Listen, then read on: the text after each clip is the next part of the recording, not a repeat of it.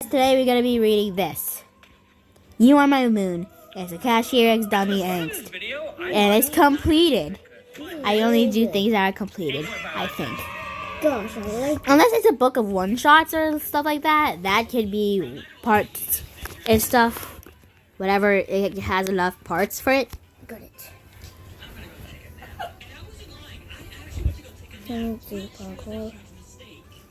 Someone.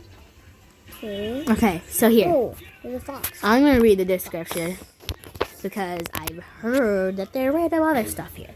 Okay, so this may trigger some people, which is why I am reading it. So this first part says, I really like the ship and I'm writing angst of it, even though it's my comfort ship. Very ironic. And here's the warnings. Yes, it may trigger some people. I suggest you leave if you are triggered to any of this. Hanahaki disease, which, if you didn't know... Oh my gosh, we need to die now. I hope you exist. And boom. That's what it means. It's a fictional alignment with a person suffering from unrequited love. Coughs up or vomits flower petals and blossoms growing in their lungs. Yeah. It's fictional, by the way. So yeah, don't be, oh my god, I don't want to get that. I'm probably never going to fall in love. Yeah, no, buddy. Nope, that does not exist. And then, major character death, loss of sanity. Yeah, basically go insane like Elliot. And Stockholm Syndrome. And this is what it means. Oh, Boom. Got him. Yeah, it's basically when you're in a situation of like love. In the theory, it tries to explain why hostages sometimes develop a physiological bond with their captors. And then maybe make it. So yeah, it basically means the person who's like tormenting you or something. In any way, I guess. Okay. You start to try and defend them. Jump! Yeah, it could be in like toxic relationships, anything.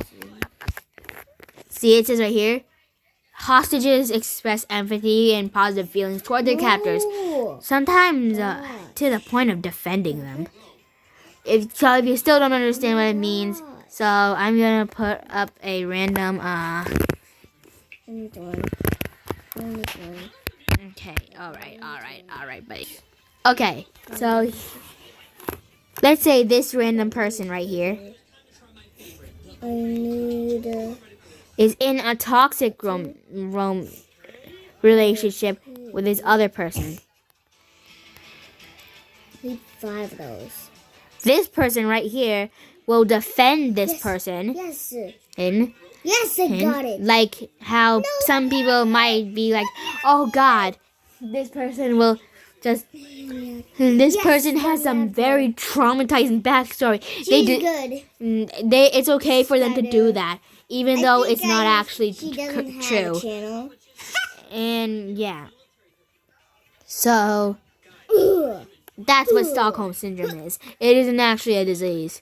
I wonder how they portray that. Yes, and don't think that you can avoid the Hanahaki disease part either. If you're sensitive to that, you might want to click off the video entirely because apparently it happens in the first chapter. No.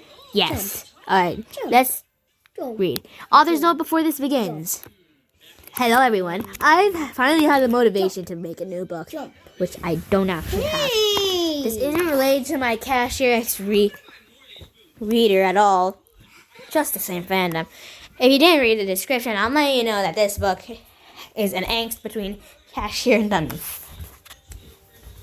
It won't be following the game's storyline, and for the most part, for the sake of interesting parts, so just a heads up. It also has themes of major character death.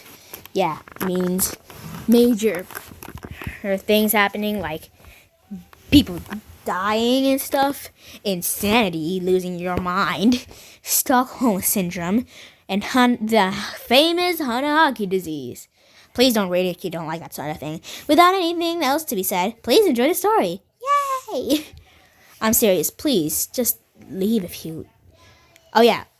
This will be said, for the sake of my life. No smut or NSFW in this book. Or any of my books, just for reference. I mean, duh, one of them is a minor. Alright, this is gonna be a long one. Like, I throw down like this much.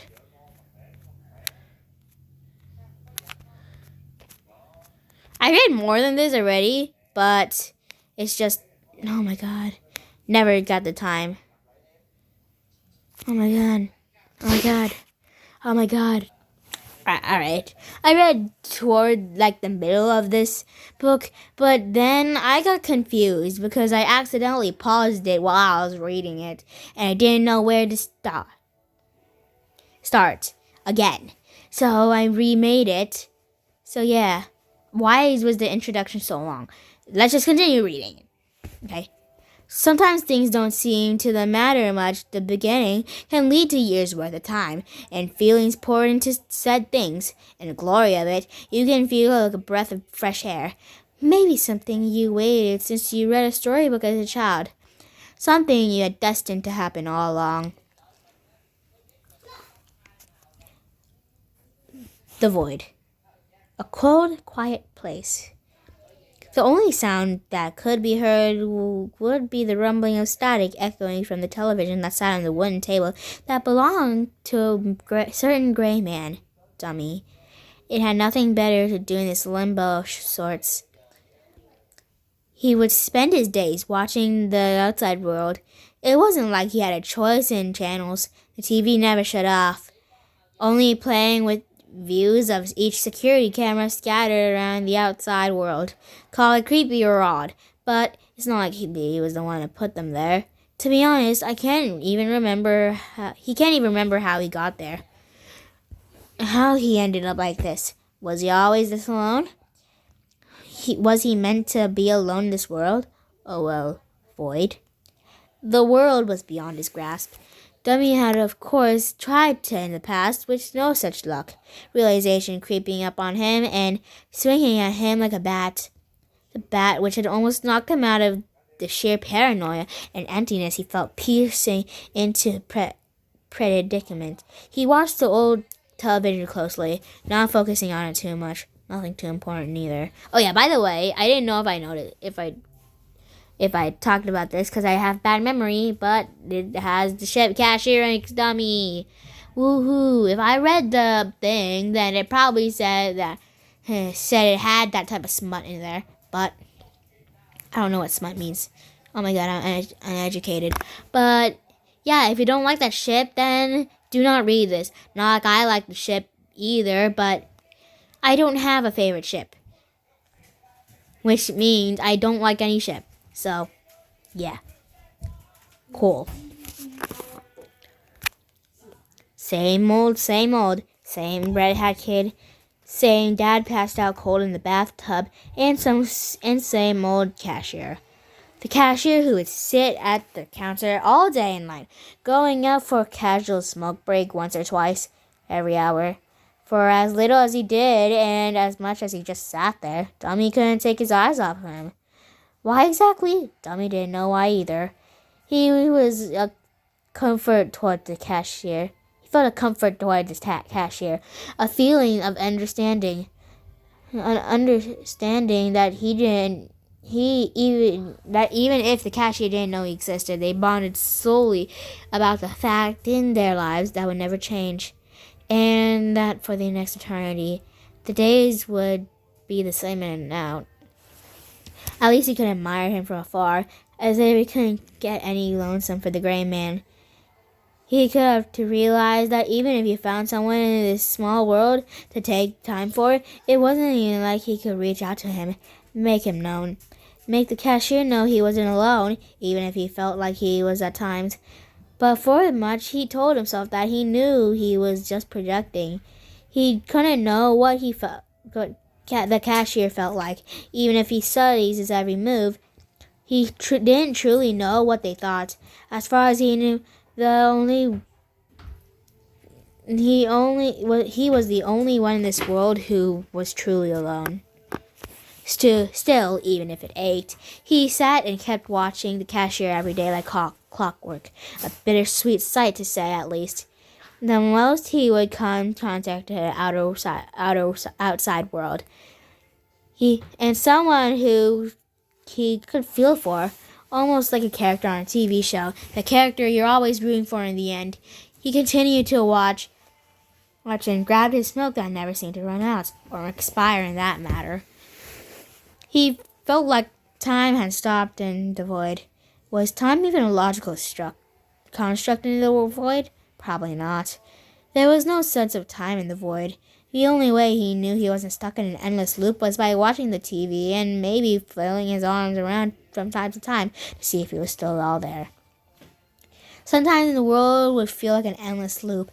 It probably was anyways. The kid in the red cap would walk up to the store, buy things, then go home. The cashier would walk out and smoke, then head back inside. Sometimes he would sit on the roof and look at the moon. Dummy would sit there and watch the moon with him from afar, almost like he was there with him. But he wasn't. He was trapped in another dimension. A dimension where he could scream and yell all he wanted, but it wouldn't make a difference. So he sat there with nothing better to do, watching the TV and eating his hamburger. Maybe waiting for an opportunity to come to him. He had to have been put in here serving for a purpose, right? That had to be the case. That's what he wanted to believe anyways. The cashier sat there, his elbows rested on the cold countertop, waiting for that one kid to come in as usual. He looked over the clock on the wall, green numbers counting down slowly until his next break. Was there anything he could do in the meantime? Not a whole lot, putting it into perspective. Cashier wasn't one to go out of his way to make the day better. He figured it is what it is, and that was that. A smoke would sometimes get him if he got to thinking about it too much. He seemed to be smoking a lot more than usual to cope. The days seemed to eat away at him, as he knew that things probably wouldn't change. He stood there swaying side to side, rocking himself back and forth for a little longer, before taking his phone out of his pocket and checking a few things. He had nothing better to do anyways. He never really did have a lot with his phone, since there really wasn't any need. Only a calling app, messaging app, a notebook app, and of course a few other essentials. Social media didn't exist in this world since, well, there's only a few people technically in the coding. To the cashier, he didn't know what it was since it didn't exist. He saw familiar sights, looking up and seeing the kid in the red hat walk up to the store. He set his phone to the side and eyed the kid, making sure he wouldn't try to steal anything. The kid had tried that maybe once, the first or second time he came in, no avail.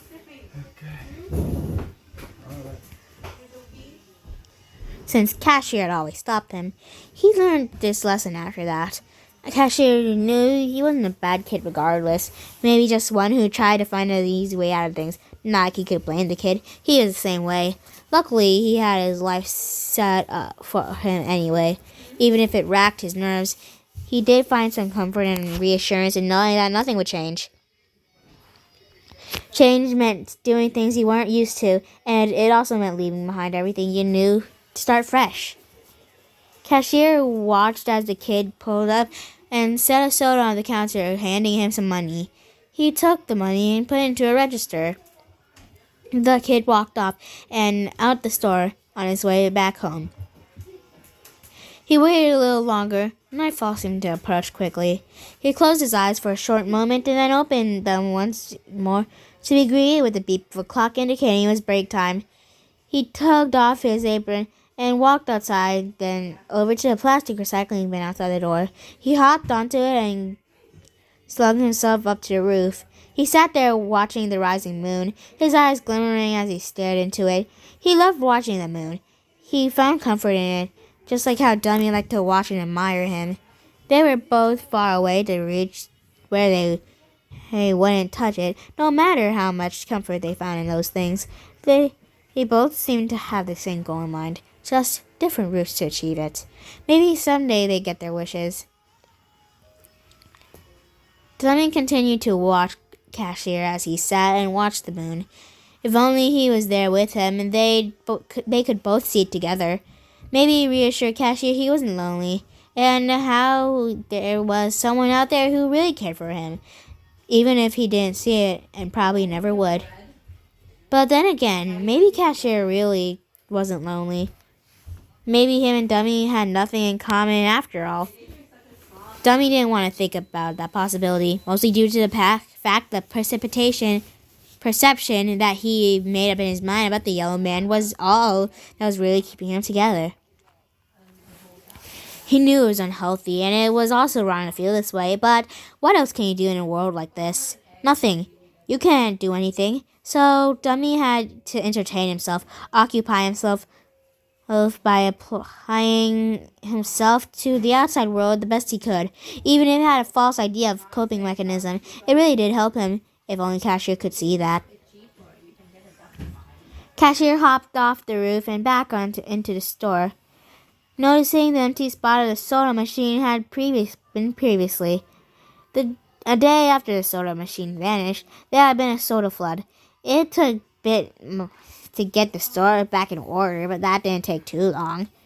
Cashier just didn't care enough to really think about it. Rather, he went on with his life.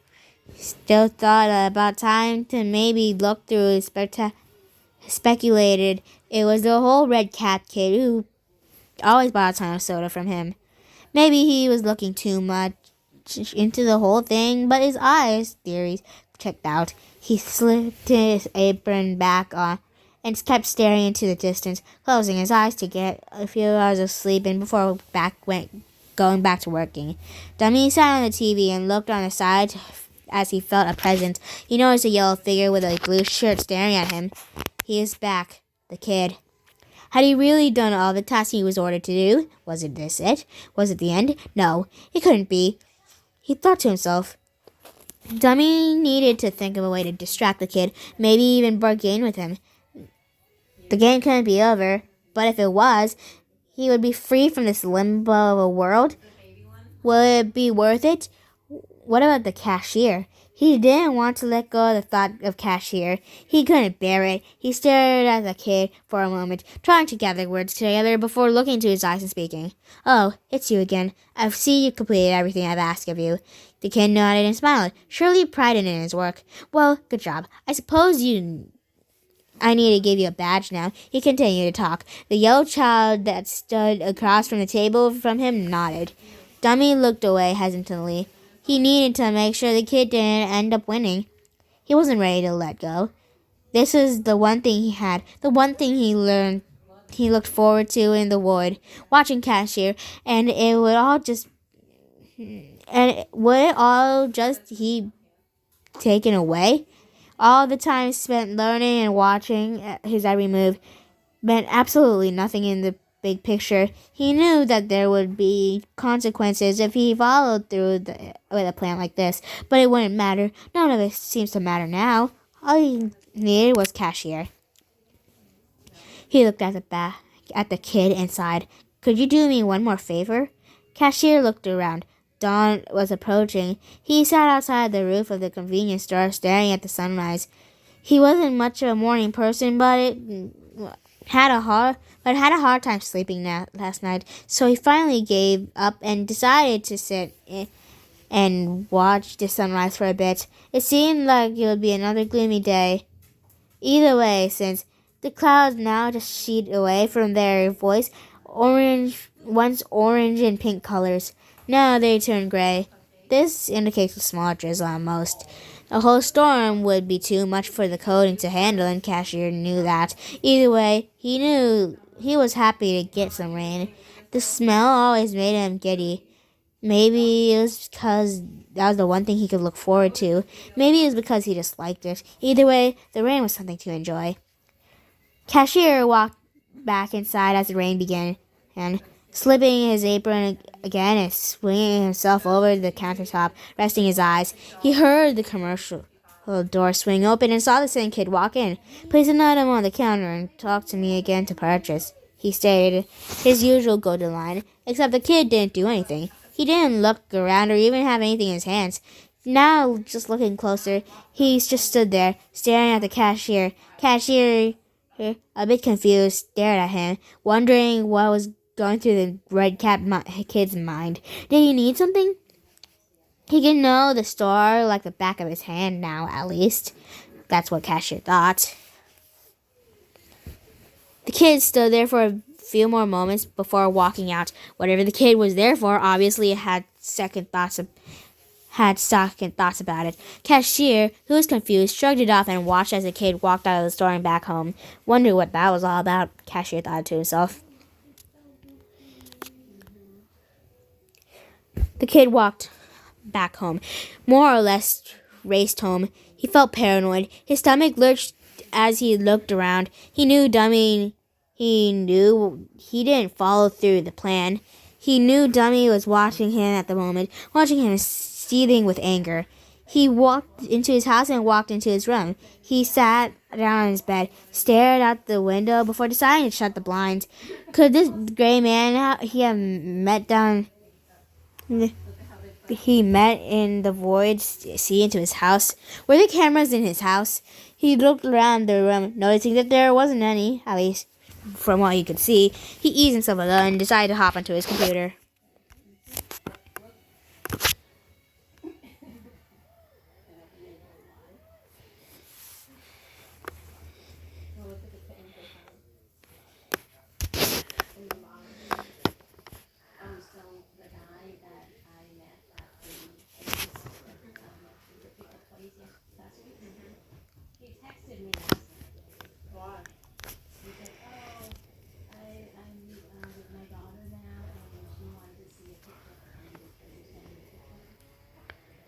He typed in his password, which was his name, Player. He figured if he ever forgot his password, it wouldn't be so hard to remember it now. Smart thinking on his end. The only other person I lived with was his father, though he always seemed to be out stone cold in the bathtub. Player didn't know why exactly. All he knew was to not wake him up. He was fine with that, honestly. He played some games that came preloaded with the computer before yawning and shutting his eyes, resting his head on the desk. He fell asleep, having a nice morning nap.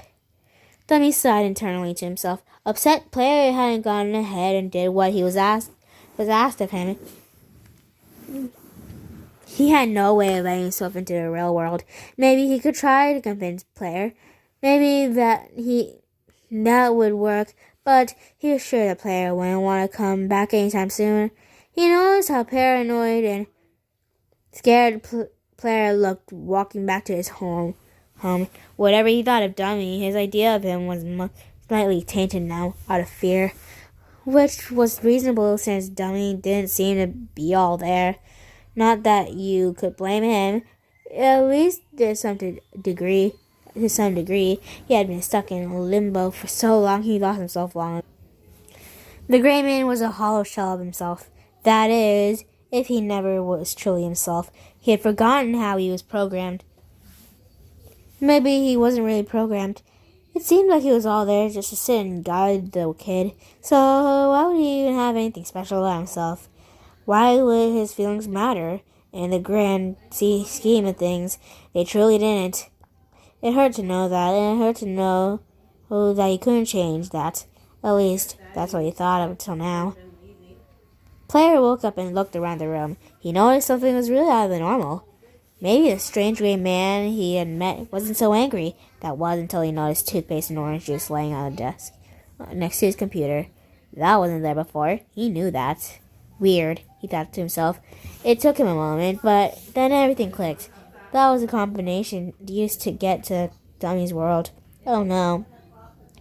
He walked to his bedroom door, not wanting to look back at it, and tried to open the door. It seemed stuck. He tried again and failed, realizing he wouldn't be able to get it open.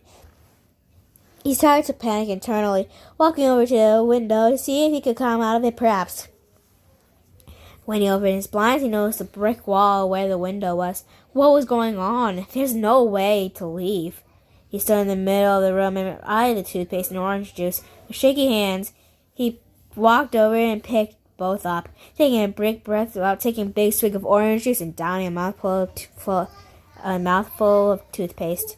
He was taken back to Dummy's void and stood there, staring at Dummy, who now had a smile on his face. Not just an ordinary smile, more or less, a comforting one. He was sympathetic of Player. Would he understand and maybe give Player a second chance? If he did, Player knew he wouldn't fail this time. He wouldn't because he figured Dummy was alone and that's all he really wanted. And the fact that he was scared of Dummy and he could really do, even if he didn't specifically know that. Hello again, Dummy spoke quite nicely. Player, who was waiting a bit for a hard tone to come out of the gray man, was surprised to hear how comforting he sounded. Maybe he would be okay after all. I noticed you didn't follow through what I asked of you, Dummy said. Player looked down, feeling guilty. Dummy chuckled up and smiled at Player, patting down the floor next to him, wanting Player to come sit down next to him. Player complied and walked over, sitting down. Now look at this, Dummy said, watching the television. Player stared at it, watching his world as time passed by. They both noticed Cashier, who walked out for a smoke break. Dummy couldn't help but stare heavily, getting lost in his thoughts of the man. Player noticed and tapped Dummy on the shoulder. He really wasn't kidding about wanting to see that Cashier guy, Player thought to himself. Dummy squinted his eyes as he regained consciousness of his surroundings and looked at Player. All right, I was just watching that Cashier. You always get things from. Dummy stuttered out. I could tell. Dummy nervously chuckled and rubbed the back of his neck, embarrassed. Maybe he really did obsess a lot over the man in the visor. Either way, he had bought Player here for a reason and he was going to follow through it. Just like how he was going to make sure Player followed through his task this time. He grabbed a carton of milk and took a sip from it, thinking of what to tell Player. He had to be easy on the kid. He was only so young. He probably wouldn't even understand how much he cared about Cashier. Look, kid, I need you to at least let him know that I'm here. He needs to know. I can't bear going on like this knowing you'll never realize I'm right here with him, more or less. Player stared at Dummy like he was insane. He wanted to say something in protest, or at least let the neurotic gray man compose himself. Let him hear himself. Did he hear himself? Player sighed and looked back at the TV and saw Cashier back inside, sitting on the counter staring at his phone again. Please, kid, don't make me beg. It's really important. Let him know I exist. It'll make me feel better. It's all I'm asking, he added.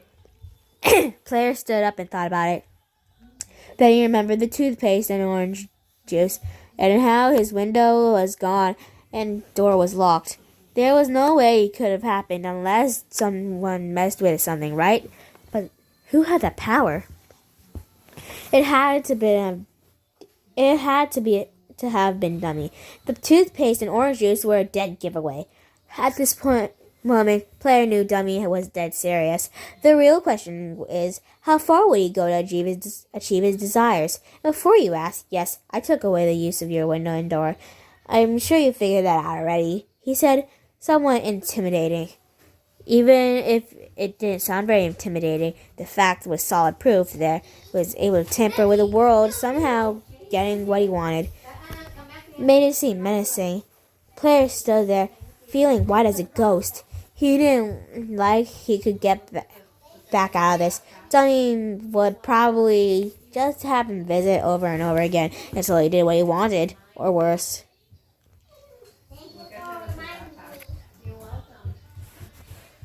Dummy knew what he was doing was wrong, even in the back of his mind. A small voice was screaming him to yeah? For him to stop. A little voice that sounded like it was coming from an ant. One that seemed so unimportant at the moment, it might as well not exist. He knew that this could, and was breaking the code slowly. He knew that if he kept this up, the code would break for good. He knew the orb couldn't handle it, but he could care less about that. He would have not cared, at least it wasn't for the cashier. He had to remember that Player's world was still the world of cashiers. The last thing he wanted was to hurt him. He wouldn't be able to live with himself if he did. He would just tamper with the world until he got what he wanted, at least noticed by Cashier, and then everything would go back to normal. That's all. That's all he needed. He could live happy that way. He didn't know how much he could mess with the code until it broke for good, though. Really, there's no telling when. He would have to trust his intuition and be careful. The only thing really holding him back was the moment that kid who wouldn't follow through the plan. Not only a little bargaining wouldn't help. Well, can I trust you to go back to that for me? Isn't asking much. Dummy questioned, smooth talking Player into a false sense of security. This should have set off alarm bells in Player's head, but he was too busy feeling remorseful and even pity for the man to even notice. He held his tongue for a moment before nodding. Dummy smiled, happy that he didn't have to convince him any further. The tension in the air was thick as ever, but Dummy decided to let Player go back before he could have any more time to think about it. Player's eyesight started fading away as he brought into a bright light, only to then find himself in front of the convenience store. He walked in and looked at Cashier, who stared at him again. Did he need something this time? Cashier asked himself in his head. Player took a deep breath and huffed out. Do you happen to know who Dummy is? Dummy. Cashier swore he had heard that name before. He can't exactly remember where, though. He kept listening to Player explain how there's this gray man stuck in this void, essentially, and how he had been watching Cashier and how he could see the world at all times. Cashier found this a little unsettling, but didn't want to show it since the kid seemed sort of nerve-wracked too, rightfully so. Cashier didn't know what to think exactly. Player then explained to Cashier that Dummy had desperately wanted Cashier to know he exists, and how he's watching him and rooting for him, to let him know that even in rough times he'll be there with him, even if he couldn't see that. Cashier felt flattered, but also a little nervous. Having someone you didn't even know existed until a few minutes ago obsess over you was a little strange. As the kid in red hat took his leave and walked home, Cashier just stood there, anxious. He tensed up, not wanting to move. Was the kid tricking him? No, he had so clearly had the name Dummy click in his head. It couldn't be a coincidence, right? Maybe he was remembering wrong. How could the kid know about Dummy? A memory Cashier didn't even remember he had it in himself. That indicated everything about that came out of the kid's mouth was probably true. He kept standing there, his heart pounding. He didn't want to move. He knew that he was being watched by this man, Dummy. But why him? Why was he watching him? What was the void? And why did the kid seem so alarmed to tell him that? He thought about what Player said, how he watched Cashier to show he was there, and how he would be there with him, even if he didn't realize. He again found it really very creepy, but also very sweet. He felt guilty for finding comfort in that, knowing that Dummy had probably something severely wrong with him if he was obsessing this much over Cashier, but he couldn't help it. There was something comforting in knowing that somebody watched you all the time and made sure you were all right. He couldn't be that obsessed with me, right? Cashier asked himself internally. That's what he wanted to think. Ironically, his perception of Dummy was just as flawed as Dummy's perception of him. Seemed like they were made for each other, at least according to Dummy. What lengths should Dummy go just to prove his idea of Cashier? right? Even if that meant changing a few other things, as well as Cashier himself. Dummy watched as Player left and laughed quietly to himself, and couldn't help but smile as he watched Cashier freeze up. He guessed that was enough proof to see that Player had done his job this time. He had set Player's room back to normal after he had left to make sure the code wasn't tampered with for too long. He continued to watch Cashier go out after he was able to slowly make his way outside and light a smoke. He looked up at the moon and around his surroundings, now knowing Dummy was basically everywhere. He smiled, happy Cashier was aware he existed. In that moment, he felt his throat almost close up in a way as he would began going into a coughing fit. He continued this until he hacked something out, covering the background was blood and flower petals. He held his tongue, taking in the taste of blood and floral scents, before picking up one of the petals slowly and examining it. Did it really come out of him? How strange. He set the petals to the side, placing them in a handful on the table, making a decoration out of them before going back to watching Cashier, who walked back to his smoke break, now closing his eyes and resting his head for the night. Oh God. So yeah, mentions of Hanahaki disease in the end of the chapter.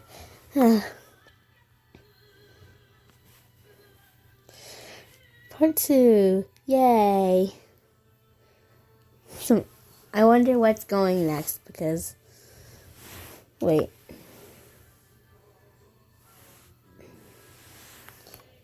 Another long chapter. Okay, whatever.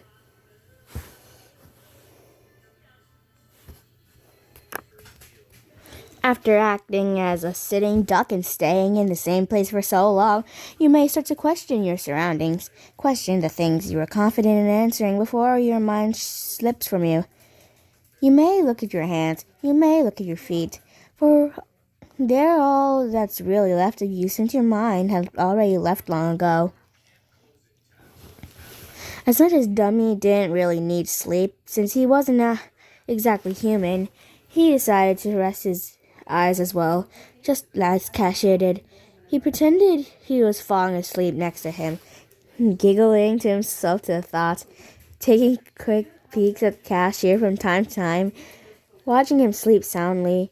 As Dummy continued to watch Cashier, after a failed sleep attempt, he got to thinking once more. He thought about things a lot. That's all he could really do in the void, though. He watched the sleeping man, hopelessness growing in the pit of his stomach once more. He wondered why he felt this way. Wondered why he felt so empty, so isolated. Player had told Cashier all about him, everything about him. How he watched him from afar, how greatly he admired him. He sighed, upset at himself, he still wasn't content. How selfish he was for not feeling inner peace after getting the thing he had wanted the most. Was this what I wanted him most? He asked himself. Surely it was. He couldn't think of anything else he needed except for Cashier. Maybe that was the problem. The solution itself wasn't quite enough for him. Only a temporary solution it seemed to be.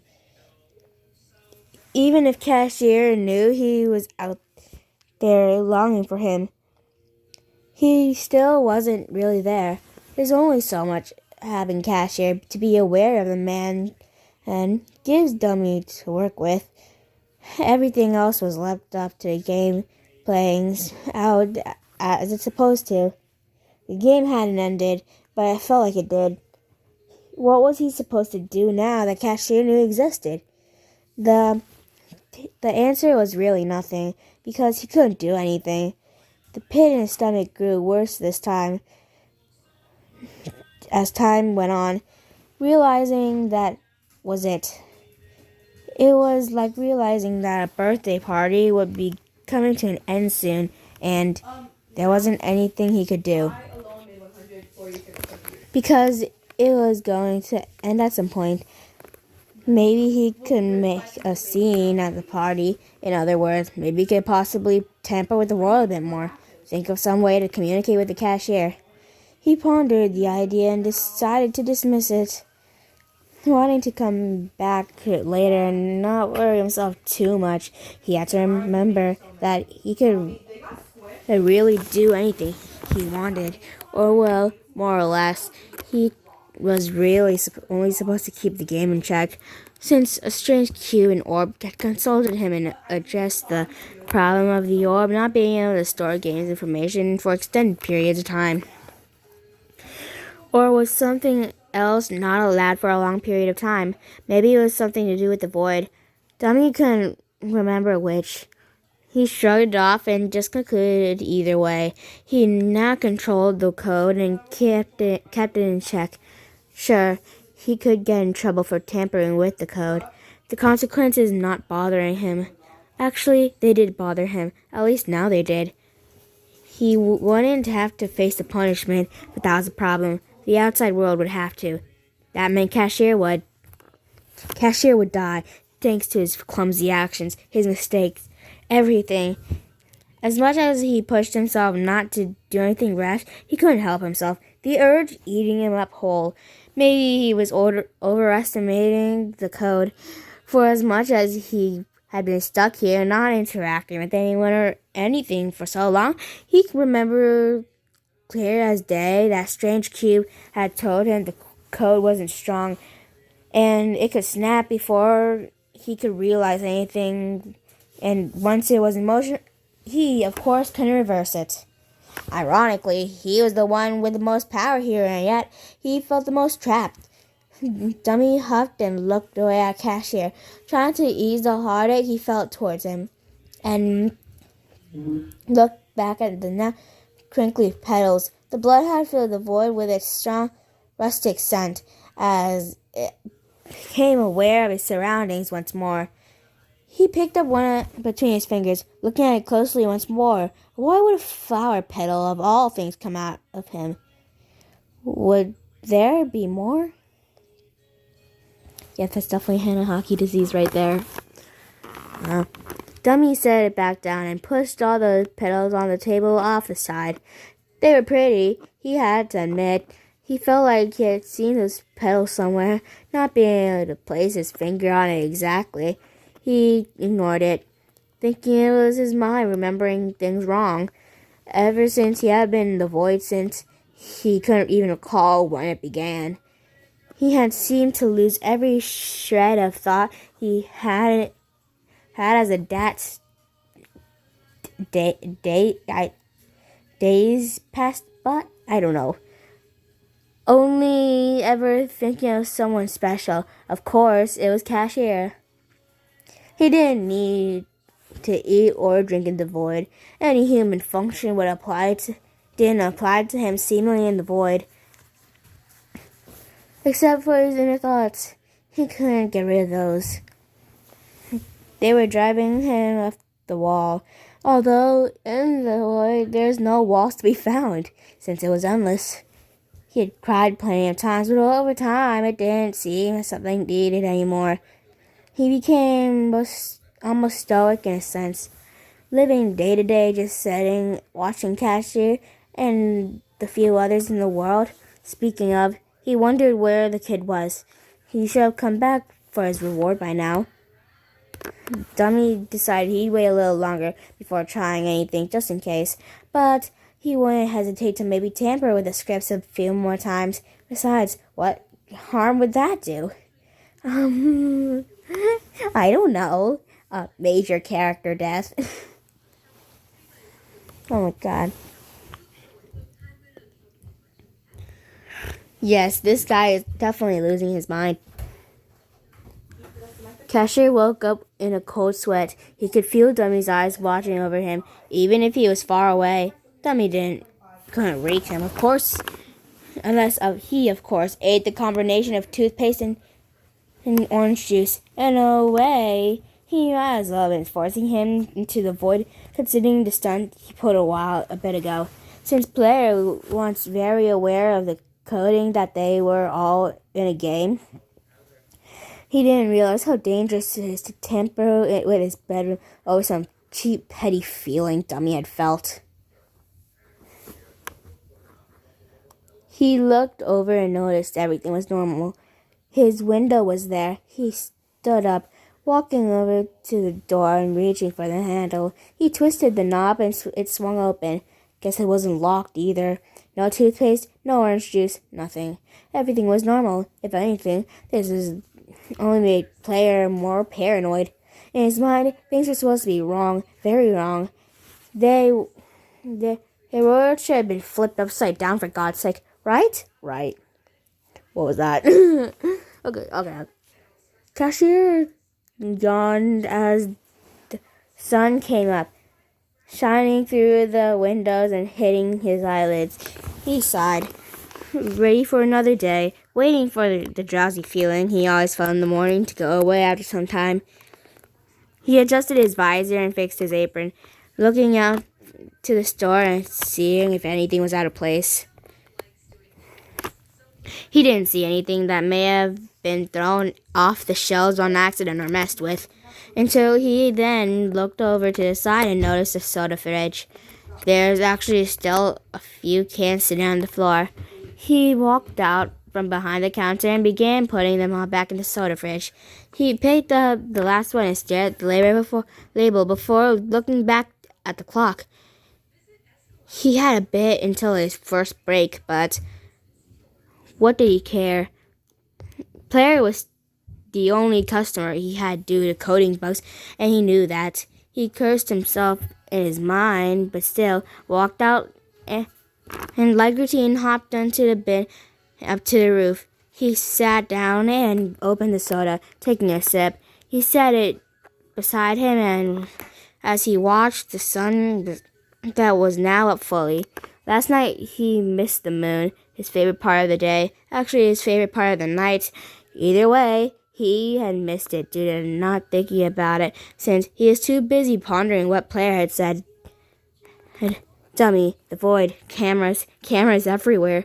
He felt his stomach drop as he remembered everything Player told him in detail. In retrospect, the information seemed worse than now that he heard it for a second round. He felt unease creep up on him, and he grabbed his soda and gripped onto it as a form of comfort.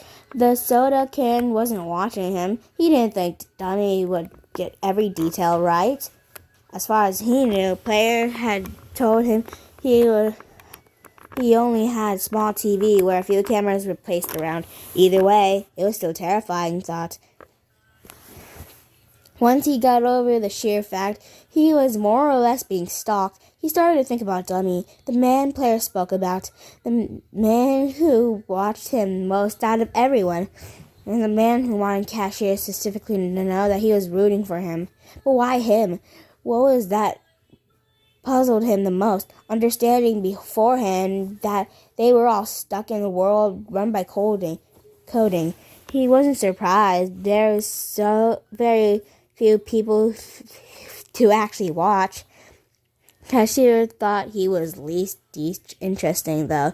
The kid at least got out of his house once in a while. A while ago, he had remembered that an odd cube and orb approached him.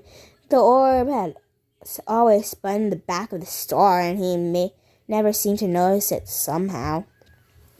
Maybe they had mentioned the gray man in there somewhere? He thought over the conversation very briefly, as he didn't remember a whole lot either. Something about the orb not being able to handle the amount of coding.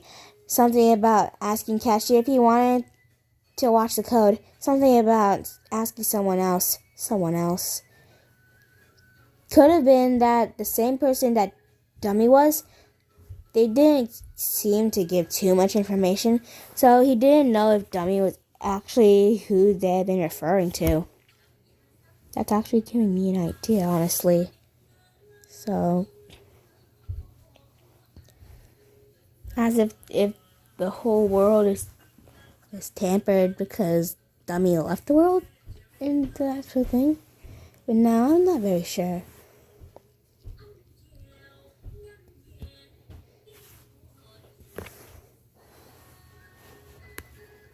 A shiver ran down Cashier's spine as he realized a possibility that could have been made very real if he had accepted to give his cashier position for the code's sake. If Dummy was trapped in the void for who knows how long, that means he could have been him.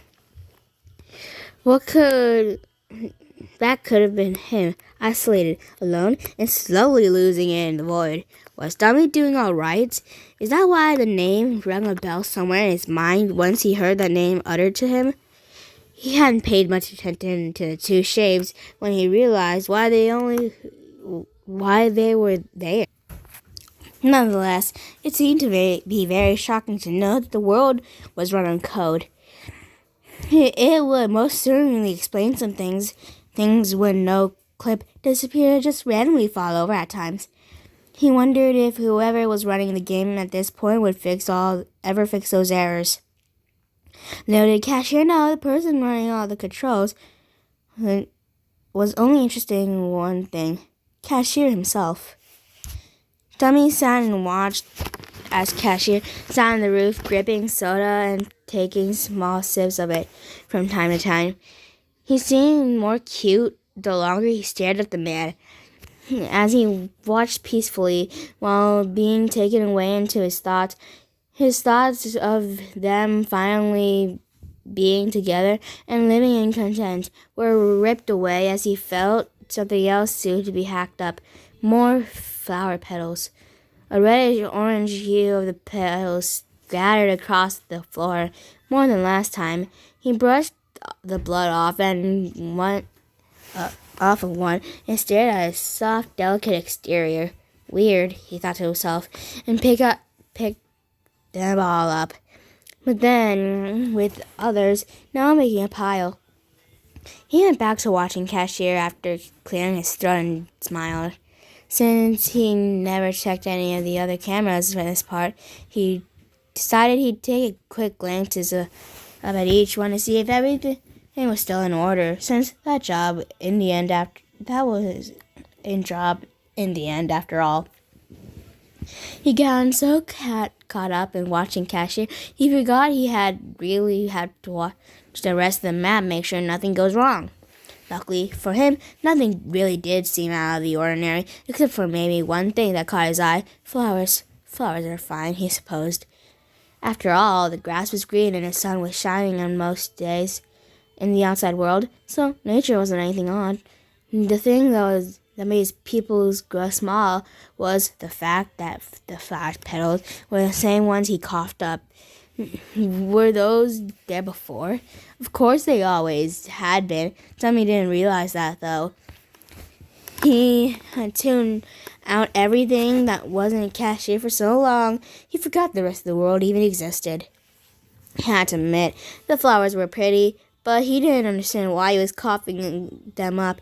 Surely it wasn't in the coding. The coding can't reach the void. It wasn't a bug. This wasn't something he could fix. That's what he thought. In reality, he could fix it. To fix it, though, is a whole different story. Might as well have been unfixable at that point, for it's something that wouldn't go away. It's something that would kill him. He didn't know that, though. He choked as he felt more come up. He spat blood all over the floor, more petals as well. He grabbed some milk and poured some into his mouth. Feeling the mix of blood and milk was down, Dummy didn't care. He was much more concerned about the petals, scooping those up as well. He crawled under the table and set them down in a pile. The pile was beginning to grow at an alarming rate. And in such a short amount of time, Dummy felt sick in the pit of his stomach and could feel something was growing, something expanding over time. He felt like he'd burst. He just wanted to go back to watching Cashier to help him tune out of his problem. He wanted to keep his eyes on his little moon and never come back. Look back. Oh God, that's the real title. By this time, Cashier had gone back inside, feeling better than how he felt this morning. The sun had died down a bit, and now the skies were full of puffy clouds drifting by. A model afternoon, as some would call it. He waited and watched the windows in front of the store. No kid. Where was he? Cashier wondered to himself, keeping his eyes on the windows, just as Player had heard him ask as he came walking, then opened the door, letting himself in. Cashier didn't say anything, but kept a close eye on Player, wanting to see his face. As he walked up closer to the counter, Cashier noticed how tired he looked. Had he slept at all last night? Was something keeping him up? Player set down a cup of orange juice and took out more money to pay before really taking it and walking off. Have a good evening, kid, Cashier called out to him. Player not stopping or looking back at Cashier. Cashier, concerned, tried to occupy himself and not thinking about it as much. He tugged off his apron and walked outside, taking a box out of his pocket and lighting a smoke. As he stood there and thought about things, he had remembered something and silently mumbled himself over it. He should have asked Player about how dumb he was. Asked him if he was seemingly all right. Judging by Player's reaction when he started telling Cashier about everything, though, maybe he didn't want to know. He didn't exactly know why. Curiosity always seemed to get the better of him, but this time he felt like he would find something out Dummy he wouldn't like, and by doing that, his idea of him would change, and change wasn't a good thing. Only living the same way every day and the night seemed like a adequate way of living at this point. Cashier sighed and looked up and out to the sky, silently wishing and hoping Dummy to be okay. Somewhere in his mind, he knew that he wanted to believe Dummy was okay and hope he wouldn't do anything bad. Cashier knew he was lying to himself, and he could tell that he was trying to sugarcoat the situation for the sake of Dummy or himself. Despite this, he still walked out and looked up to the moon, and that was now rising, and started in desperation, clinging to a hope that Dummy would turn out all right, even if he didn't know what the man was truly capable of.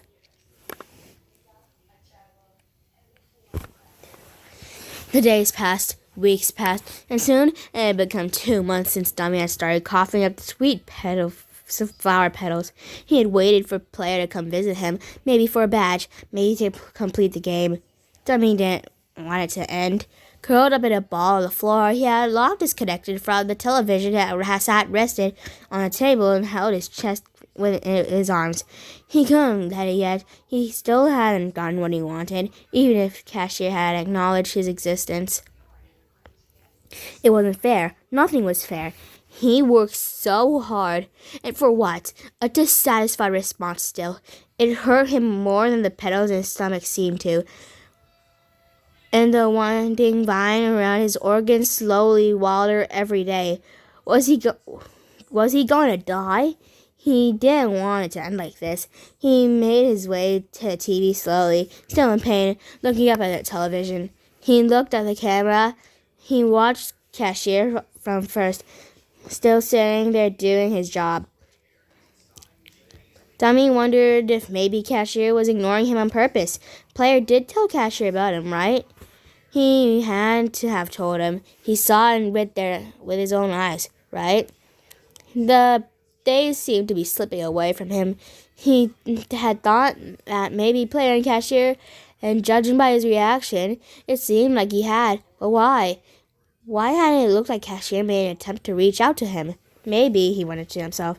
No, he didn't want to think about that. He didn't want to think want to acknowledge the thought at all. The thought that maybe his speculation was right after all. Maybe Cashier didn't care. Maybe he didn't feel the same after all. How even if Cashier now knew that Dummy existed, it would matter because they seemed to be on different pages than what Dummy had intentionally thought. Oh my god, been 1 hour. God. He slammed his fist in denial, and he didn't even want to think about it anymore. His mind wouldn't let the thought go. Looking back at the screen, he choked out a sob and spat the full fuzz at a time. This had been happening more common recently and hurt him. Had the burning feeling he felt in his throat. He felt more hurt down in his heart, knowing that maybe might not get a happy ending, even if he badly wanted one and would do just about anything to get it. Dummy curled back on the floor, coughing out more blood and flowers all over the place. With tears in his eyes and hopelessness getting to the better of him, he continued to sit there and sob quietly to himself.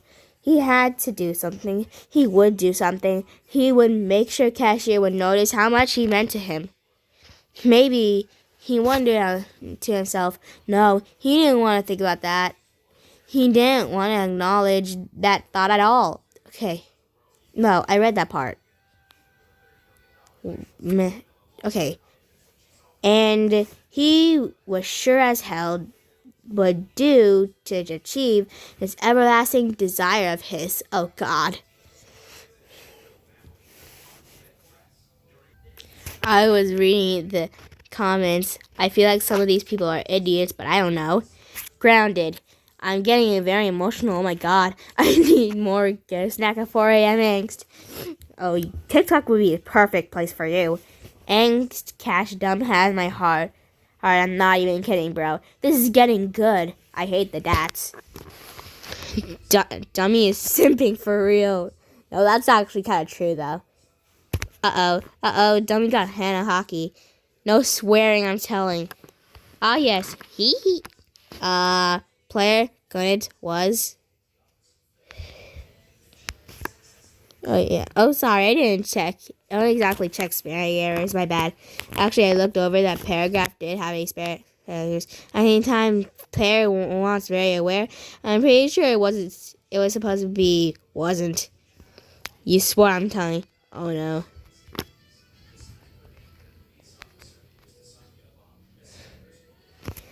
I don't know.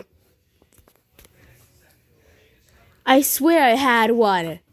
See, kids, stay in school so you don't end up like these ads that don't understand what life means. Oh my god. Alright, here's a little warning. Towards the middle, this chapter gets a little iffy with Cashier and Dummy. What is written here is not an example of a healthy, stable relationship. Please do not mimic the actions or words said in those parts, as they're toxic and can hurt both people involved. Thank you. So yeah, if you're a little Timmy Bobby Jones that mimics people a lot, then I suggest you try the best you can to not mimic them. Do not mimic them in the middle of the story.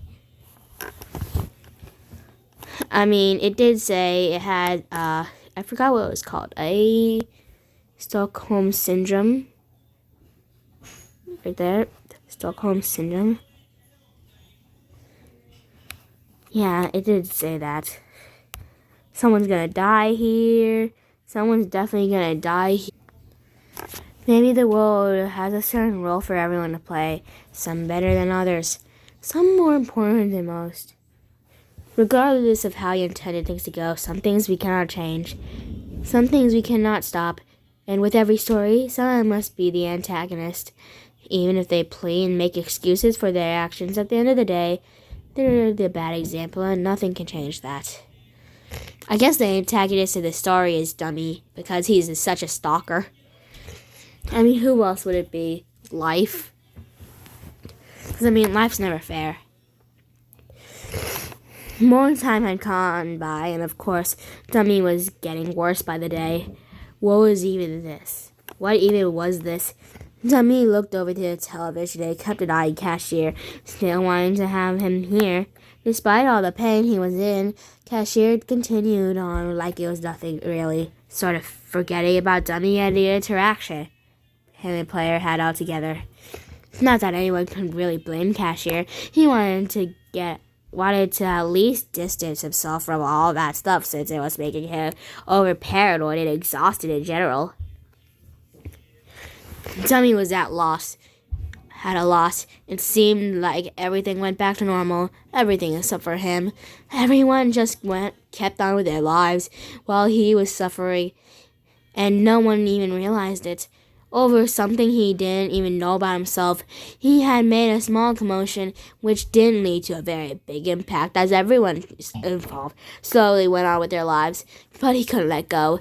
He couldn't be done yet. Was he going to die here? It felt like it. Maybe he would if he got lucky. Either way, a small shred of hope went against this idea. The idea was that maybe somehow he'd interact with Cashier again. Cashier walked out of the store in the warm, breezy night, looking up at the moon.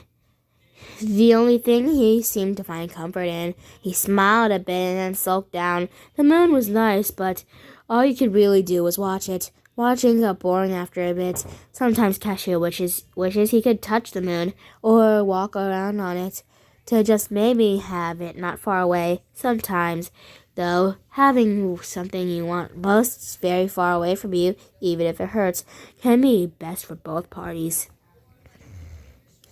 Cashier walked back inside the store after his break was over and continued it like normal. The kid with the red hat walked in shortly had to buy something, so he watched the TV and eyed the kid as well, taking his eyes off Cashier for a split moment. Ideas sprang in his head, but no, he couldn't. He just couldn't, right? It would be dangerous to do it again. Bold, rash, but Dummy didn't care. All he did when he saw the kid was notice a door for a chance to finally get his wish. A chance for him to finally touch his moon. I bet that's going to come at a cost. Now would it?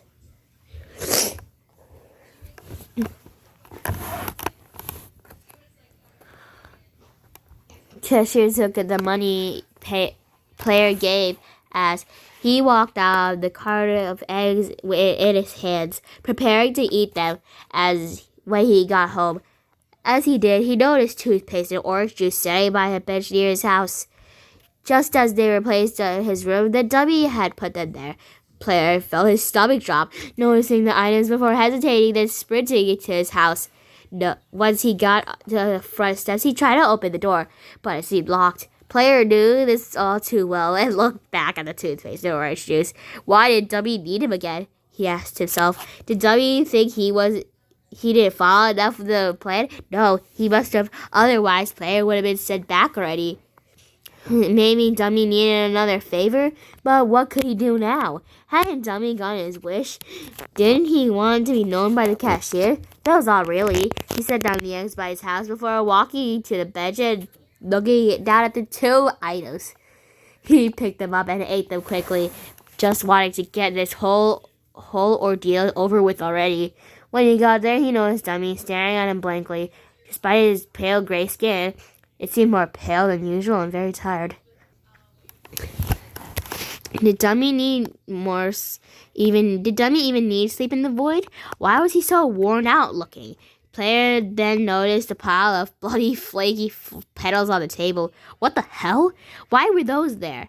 And how did Dummy get them? They weren't there last time. Dummy, still looking directly at Player, waved. Oh, hello again, Dummy greeted, confused and weirded out. Player looked to the side before letting out a hi. Sounded quite uncertain, and that's why he was here. Listen, I know it's probably weird to be back all of a sudden, but it's really important. Player didn't know if he should even listen to the gray man up to this point. If anything, he thought Dummy would just bring him back here once more after he left, regardless of what he actually did. And what Dummy told him to do: wash, rise, repeat. That's what it was coming to, really. If I do whatever you want me to do this time, will you promise to never ask for another favor or bring me back here against my will and give me the badge already so I can win? Player questioned Dummy, who nodded. Yeah, fine, Dummy said. Just wanting to hurry up and have his plan sent to motion. He was already in enough pain. He didn't need another lecture from some kid whose dad doesn't even care about him enough to make sure he doesn't leave his house at 4 in the morning. Dummy began to speak to Player about what he wanted of him. He knew he probably wouldn't keep Player here for very long, considering the code again wasn't very strong. Once done, Player was teleported back to another task to fulfill. Dummy sat there in great anticipation, hoping maybe this time his plan would make him feel better. But what if it didn't? What if it would fall long term like last time? He was afraid of that. He didn't want that. Player had been teleporting to him room where, I think this is his room, where he sat on his bed, staring at the wall. Whatever he expected, Dummy had asked him this time was blown out of proportion. Surely this time, what Dummy had asked of even saying? Could he bring himself to do it, knowing he could be on the verge of death because of it? What was the gray man thinking? What were his true motives? Why were there bloody flowers everywhere? And why did he look sick?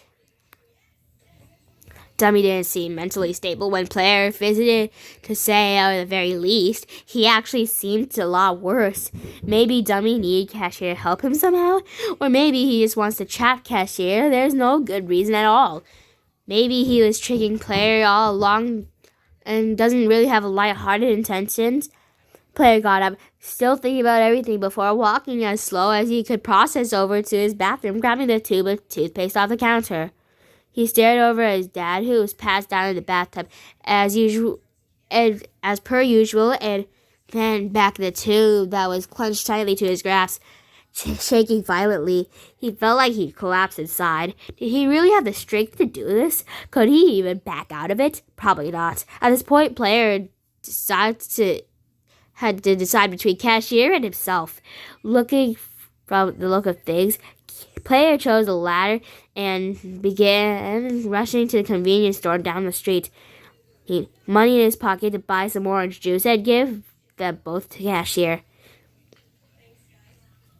Dummy watched the TV, his vision spiraling as he felt another flower get ready to come up. He decided that he'd maybe take the place to look more presentable for Cashier. When Cashier arrived here, he stood up while Player talked to Cashier and grabbed handfuls of dry, bloody flowers. He spread them all over the floor in an organized fashion, and then scattered some more petals across the table, leaving a few flowers left over. He just set them next to himself. Talking back over to the television, he could see Cashier, who seemed very unhappy. Why was that? Dummy asked himself as he kept watching. Wasn't Cashier alone like him? Didn't he understand that if he joined Dummy forever in the void, then his loneliness would go away? Didn't he understand how much Dummy had sacrificed just to get closer to him? Dummy felt a rush inside him that made him want to scream and cry to the Cashier, to call out to him and let him know how much he truly cared about the other. At this point, Dummy didn't even need Player to persuade Cashier. He was going to get Cashier to join him, to finally be with him after all this time. You know how the saying goes, if you want it done right, you should just do it yourself. No, the Cashier stated at a final time. Please, just eat it. I don't know what will happen if you don't. Player pleaded to Cashier, who seemed tired but also concerned for the boy. Had he gone mad? There was no way he'd even think about guzzling down toothpaste and orange juice together. No matter what Dummy wanted, sure, Cashier was somewhat lonely too in the thought of living in the void. That didn't even cross his mind. His job was to be a cashier. That was it. This is the whole interaction really made Cashier realize one thing. Whatever his idea was of Dummy, it was gone. Now he knew the truth, the bitter and ugly truth, that seemed to hurt him more than actually hearing Dummy wanted to join him. He didn't want to find out what Dummy he wasn't actually all there. He want to find out he's a person who let his own emotions control everything and put everyone in danger because of that. And just to get what he wants. Cashier remembered how he looked up to the moon a while ago, how he stared into it and wished that Dummy would be alright. This didn't happen. With a firm shake of his head, Player sighed and sulked off to his home. He had failed to do the one thing Dummy asked of him, but maybe it wasn't directly his fault. Dummy could spare him, even if Player didn't directly realize it. Dummy would in fact not spare him. Dummy sat, head resting in his hand. No, no, no, no, please God, no. Dummy stared at the coding. He was practically screaming at himself in his mind, the yells getting progressively louder and as he continued on. He didn't want to do this, but what choice did he really have left? As he did this, he felt remorse and even hesitant for a short moment. This only lasted for a moment, though, as the feeling went away just as quick as it came. Once as he was done, he closed the coding, feeling guilt but comforting himself with the fact that Cashier would have no choice but to join him now. Cashier woke up from having a short nap and looked outside. As he looked out around the store, he noticed toothpaste and orange juice resting in just in arm's reach of the counter. That's weird, he thought. Cashier was sure the Player had taken the orange juice and toothpaste with him when he left. Did he put it back there while he was sleeping? No, he surely would have heard the kid. He tried to move the orange juice back and found that he couldn't. He seemed stuck in place. What the hell? He grumbled. He tried coming unstuck. The only thing he was really able to move seemingly was his arms. How long was he really going to be stuck like this? Was he going to be here forever? Was the void the only option he had left? It seemed like it. In his mind, he really wanted to think he was just overestimating Dummy, and he was just really alone. Sometimes loneliness can make people do dumb things, you know? He grabbed the orange juice and took a gulp of it before screwing the cap over the toothpaste and eating the bitter paste. He almost choked it back up, not being used to the disgusting tasting combination. He held it together and soon teleported to the void, a dark place. Sonny looked at the cashier after taking his eyes off the television and couldn't exactly process anything for a short moment. Was he dreaming? No, this was his doing. He made sure cashier could be brought here. Finally. No, he got mentally insane. No, I was right. He really is the antagonist here. Hello, Dummy chimed in, waving to the cashier. Cashier, horrified, looked at the table, the floor, to find bloody flowers all over the place, deciding to focus on something else, but still taking note of this. He looked up at Dummy. He seemed sick. He seemed tired and sick, even if he had never seen what Dummy looked like before. Had he always looked this fatigued? Cashier waved coldly back at Dummy, who stood up and walked over to him. Cashier stood there frozen. This was all very weird to him still. Dummy hugged Cashier tightly, not wanting to ever let go. He was finally here. Cashier felt like he was suffocating and pushed Dummy off of him before giving an awkward smile toward the other. You're even cuter in person, Dummy admitted. Cashier felt his face flush as he started to feel dizzy. Oh, thank you. You look nice, too, Cashier replied, still not knowing what to say or do. Can you maybe tell me why I couldn't move? You were in charge of the coding, right? You know, the man Cube and Orb spoke about? He asked, which Dummy proudly nodded. That's me. I sense you're the one who turned down the job. Dummy asked. Cashier nodded. Yeah, I feel like it was for the best, though. It seems so lonely here. Oh, trust me, it is. Now that you're here, Pumpkin, I'm not so lonely anymore. Dummy laughed. Cashier fixed his visor before mumbling to himself. What was that? Dummy asked, staring at Cashier with a wide smile. Well, I'm going to have to be heading back soon here, so I don't know how long the loneliness will go away for. Dummy felt his whole world fall apart as he heard those words. What do you mean, head back? No, he couldn't. Dummy finally had him here. Finally! The man in the green visor was just going to be ripped away from him like that again? No, not this time. Dummy had sacrificed too much. He couldn't leave. He wasn't going to leave. No. I'm making myself sound insane for this. For the sake of this story. Like, bro. Cashier was alarmed at Dummy's firm, sudden words. What do you mean, no? Cashier asked Dummy, who grabbed him in response and hauled him over to sit down with him at the TV. You aren't going to leave, Dummy confirmed. Cashier's eyes widened. Why not? He practically choked. Dummy got up and looked down at the cashier before reopening the coding. Oh, pumpkin, I don't think you realize it, but I've done just so much for you and me to be together. Finally, I don't want that to just be taken away from me. You understand, right? Dummy asked. Cashier, with the alarms being set off in his head left and right, felt like throwing up. He had to get out of here. Clearly, Dummy wasn't stable. There was no telling that what he was going to do next. Would it be the best just to comply? Cashier shuddered at the thought. Don't call me that.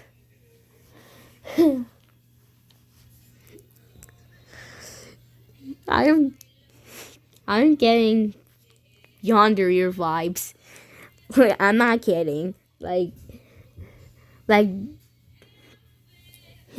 those fangirls that do anything for their crush, to the point of killing anyone else who dared go near them in any sort of way.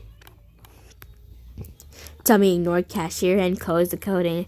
Dummy then sat down next to Cashier and looked at the cameras. He noticed Player walking to the store and looking around for the area. Once he didn't see Cashier there, Cashier felt bad for the kid. He wanted to have at least left a small note, letting him know that he was in the void, but he couldn't. They both continued to watch him as he looked around the store and then back at the counter. He seemed to have realized the toothpaste and orange juice in the counter were from Dummy. In a panic, Player had chugged them both, and soon enough, he was transferred to the void. Annoyed, Dummy looked at Player to find Cashier with an afraid expression on his face, sitting next to Dummy. Player couldn't help but feel like he was the cause of all this. He noticed how concerned the cashier had looked and wondered if he could maybe stop this somehow. Maybe he could act oblivious to the whole thing. Hey guys, Player happily smiled, looking at a still annoyed Dummy. And what do you need? Dummy asked. I was wondering if I can have my badge now, for completing the game, basically, he asked. Dummy's eyes seemed to get darker, almost like rain clouds. Cut the shit, kid. We both know you want that badge so badly. I saw you panic and eat the toothpaste and counter of the store thinking Cashier was gone. Now I know what you're truly trying to do. Take him away from me, right? At this point, Dummy stood up, looking at Player. Cashier watched in fear, wondering what would happen, also realizing Dummy probably wouldn't let him go if he hadn't figured that out already. Dummy huffed before speaking once more. This is your one warning. Leave. Player, clearly also terrified, didn't want to do anything, just standing there. Give me the badge. We can end this whole thing. It's for the best. No, you don't understand. I can't have everything restart. I have already come this far. Dummy spat. He opened the coding app again and in a panic. Wiped Player from the system. Player vanished in a short few seconds right in front of both their eyes. Dummy turned back to Cashier, who is still visibly terrified and even more so now. Cashier, I'm sorry. I didn't mean to do that. Cashier curled up into a ball and started to hyperventilate. This was going to be the end of him, wasn't it? He wasn't going to get out of here alive. And to think he had wished in the back of his mind for Dummy to be alright in the end, obviously the opportunity for that went out the window long ago. Dummy, feeling sort of shameful, walked over to Cashier and sat down next to him, pulling him into a hug. With Cashier violently shaking, he didn't even make an attempt to escape the other's grasp.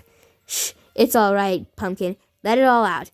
Those words that would probably be more comforting in any other situation ended up shredding the last ounce of hope he had in him. He felt violently sick at the name once more, but couldn't gather the mental capacity to say anything. Once Cashier composed himself a bit, He pushed Dummy away as hard as he could. Dummy, surprised, tumbled over before sitting back up and seeing Cashier run to the other side of the table, wanting to get away from him. You can run all you want, but I'm the only one here who has the power to send you back, he announced. Cashier, not thinking rationally, threw one of the flowers he had just picked up from the table. It hit Dummy and landed to the ground with a small thud, which only made Dummy laugh. Okay. I can see how this is not healthy anymore. What type of relationship is this? No, like, what type of a relationship really is this? It seems so weird. Almost, maybe later in this chapter, because it's probably the last chapter, it has some signs of Stockholm Syndrome. Or maybe it already did. But I feel like this situation is not healthy at all for either of them. For Dummy because he's not mentally sane. Oh my god, this relationship's not healthy at all. I mean, how did he get here? It started from an innocent interaction with him watching from the TV. I mean, stalking him was horrible enough. And then he had to go step further by at this point being crazy obsessed over him. Yeah, at this point I can literally make like a mini movie of this. Oh yeah, I'm gonna make this new thing say based off of this right here and literally make a yonder mischaracterized dummy. Alright. I could take the rest of your world, no problem. That sentence seemed to make Cashier stop in his tracks. I mean, I probably would get on it anyway, seeing how Player already dead, and you're going to be stuck with me forever, he chuckled. Cashier gasped and quickly ran over to Dummy, kicking him in his stomach in an attempt to stop him. Dummy helped his stomach and coughed out more flowers. Cashier watched in horror as this happened. So that's where he got the flowers, he figured out in his mind.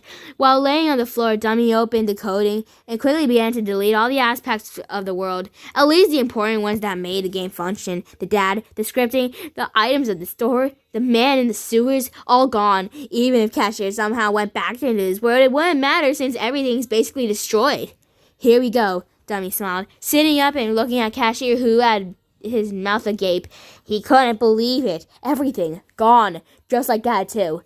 Dummy knew what tampering with the coding was like. That surely broke the world for good.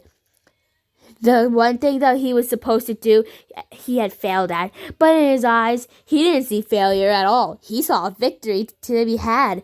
And now he had his one goal right there with him. He was finally done something Cashier couldn't. He was able to finally have his moon right there with him.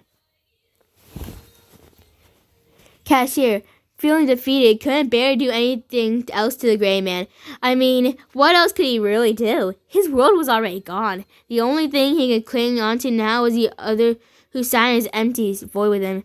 Walking over and sitting down next to him, Cashier clung to Dummy's arm, beginning to sob after burying his head into Cashier's stomach.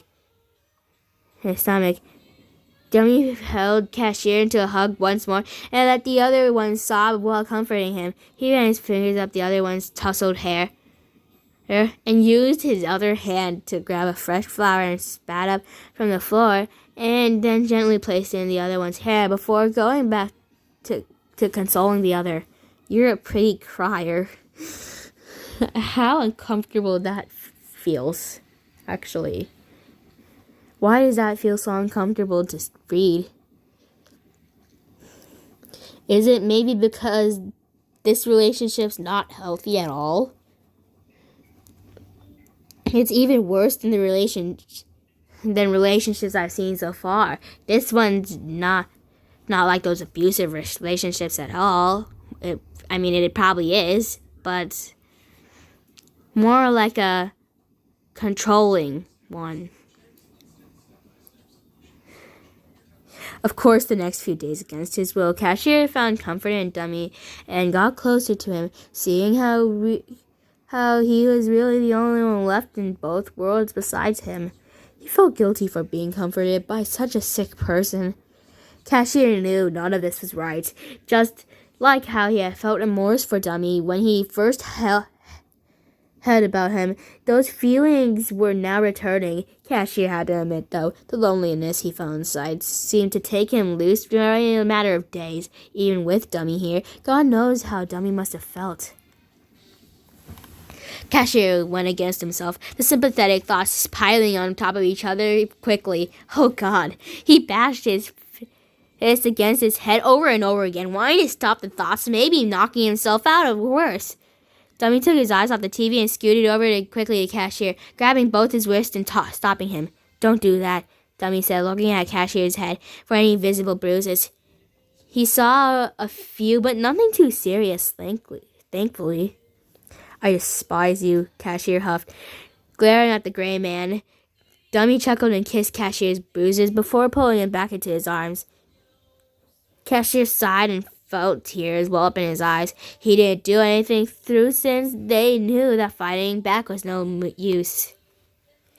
I love you, Dummy responded, leaving Cashier feeling disgusted. Not with Dummy, though, but with himself, since he found comfort in those words as much as he didn't want to own up to it. After a little longer in the void, Cashier had forgotten what a whole day felt like now. He didn't know what day or time it was. Nothing. Dummy had stopped coughing flowers up as much as now that Cashier was finally here with them. As Cashier was sitting at the opposite side of the table from where Dummy was while he slept, he remembered something that made him feel at ease. He grabbed a small box out of his pocket and lit a smoke, inhaling it deeply before blowing it back out. This seemed to make him feel a lot better and even evoke a sense of nostalgia. Even if it had only been 4 or 5 days ago, Cashier had missed the smell of smoke and the way it tasted, even if it was bitter. After the first one was lit, nothing but a gray piece, he took another one and lit it, repeating the process. Usually he lit 1 or 2 every day, but he decided that with all the stress he was feeling, this was reasonable. Plus, they did make him feel sort of better. He knew losing himself as well as his morals, or so might as well go out in a bang. He smoked the second one. Dummy began to smell and woke up. But looking up, he noticed Cashier was in his own world as he consumed the tobacco stick. Dummy quietly walked over to him and grabbed the smoke out of his hand and threw it on the ground, stomping it until the fire went out. With a motherly sort of look in Dummy's eyes, he held out his hand, motioning for Cashier to give up the pack. Cashier looked at Dummy like he was crazy, and he held the pack away from Dummy's grasp. What? No, they're all I love in a sad, lonely place you dragged me to, Cashier protested. They're all bad for you, dear. Cashier couldn't believe what he was hearing. Bad for me, my ass. You know what's really bad? Dragging someone here against their will and destroying everything they ever knew for your own personal gain. Cashier started.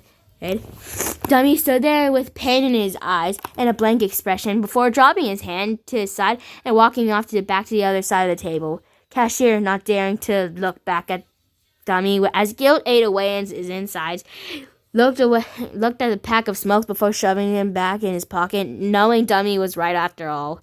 He just sat here after that, replaying the interaction over and over in his head, wondering if he couldn't have said that. No, he reminded himself. Dummy really did bring him here against his will just because of his own selfish nature. Still, Cashier couldn't help but feel a bit bad for the gray man. He hit the inside of his cheek, and he reluctantly got up and deliberately slid the box over to Dummy. Dummy perked his head up and looked down to see the pack of slugs in front of him as Cashier looked off to the side curtly. Take him, Cashier mumbled, smiling. Dummy walked over to Cashier and wrapped his arms around the back of the other. I knew you'd come around, he reassured, smiling. Cashier hugged Dummy back, feeling somewhat content for the first time in a bit. That was until Dummy felt something shift in Cashier. He opened his eyes to reveal Cashier's right arm was disappearing. Oh God. He stepped back, causing Cashier to open his eyes and realize his arms was vanishing as well. He began to panic again, but he tried to move it around with no such luck, as it had now disappeared fully, leaving only a bit of his right shoulder left intact.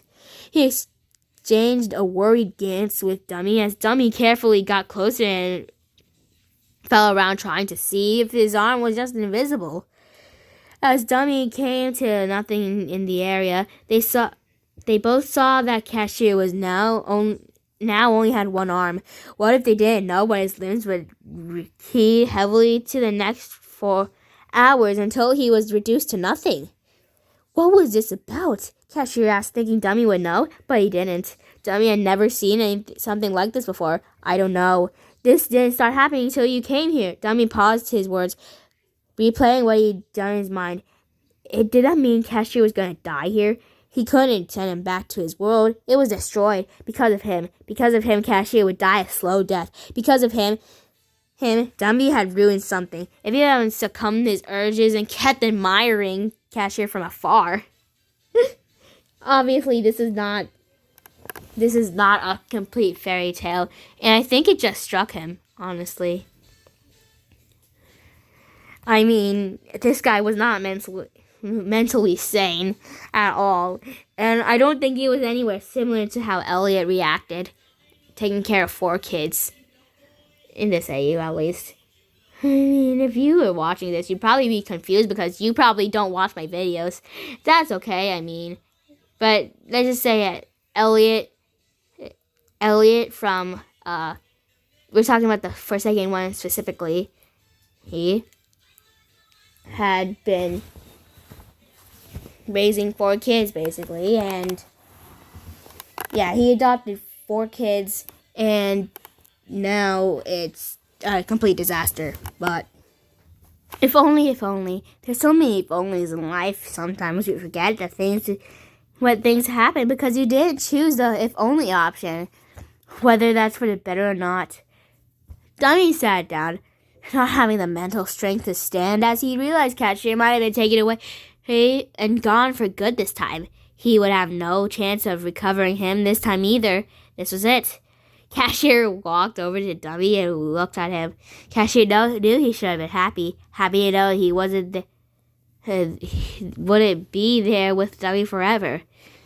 But he felt the same as Dummy. He felt held back for the other, bent down, hugging him with his one remaining arm.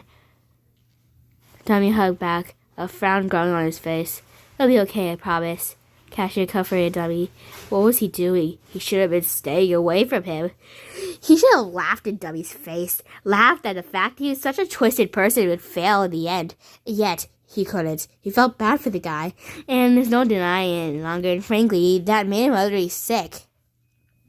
With the fact that Cashier was going to die, Dummy started coughing up flowers even more now. All Cashier could really do is sit in horror. I watched the other one did that.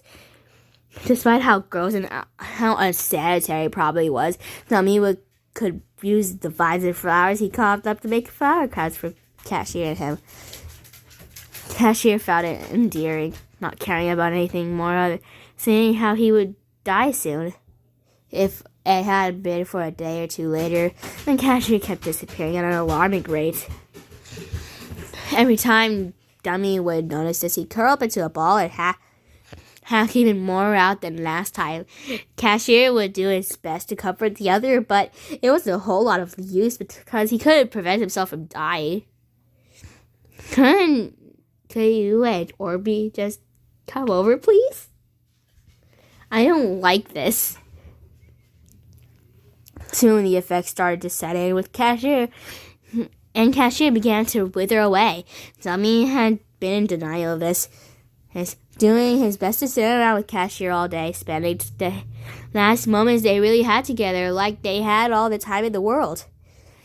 In the back of his mind, where his inner thoughts he despises so greatly go, he knew Cashier was due any day now. Cashier seemed to grow and love Dummy more and more now as well. His hatred toward the other subsidized and sucked up the fact that this sort of relationship isn't healthy for either one of them. He didn't care. After a little while longer, all of Cashier's limbs gone except for his left foot. He could feel himself fading by the second. Dummy sat there next to him spending their last moments together.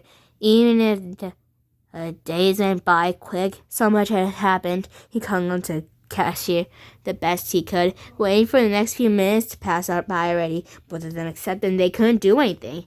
Cashier gave Dummy a kiss, something he never thought he'd do a few days prior. He was sick and demented for it? Probably. But it's not like it was not like that mattered.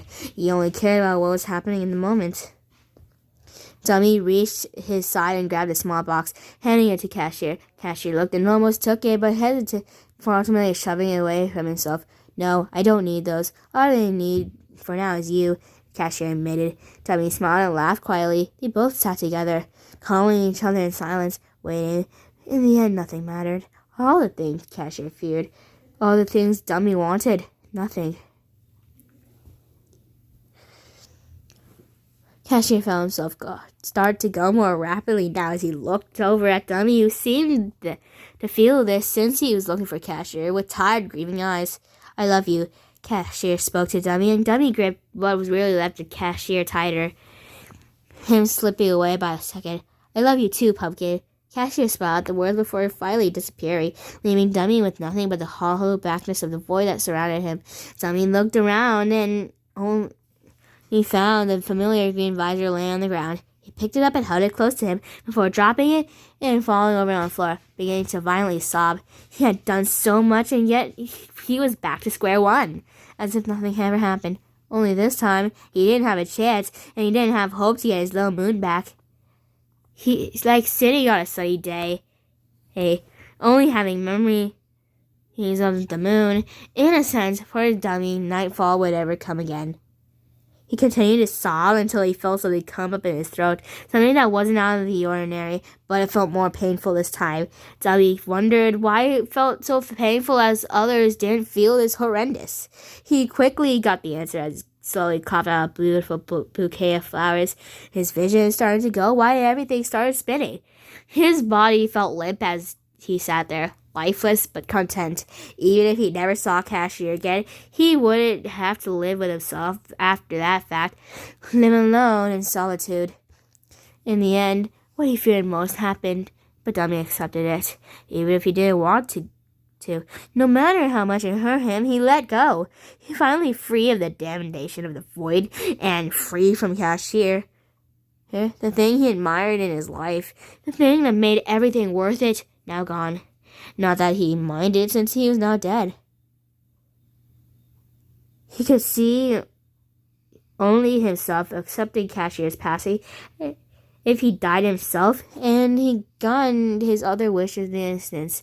Now that he had let go of everything and said and done, he could go on with the memory of Cashier, his little moon. End. Oh my god, that was so sad. I mean, if the world broke down like that, could you just appear? But I mean, this breaks context from the game, from the original game too. I mean, I usually don't cry to fanfics. It just usually aches because, I mean, how wouldn't it ache? Like, really, how do you expect it to someone have not gotten a reaction out of this? Some people actually cry to this too. Yes. Alright, maybe read some of these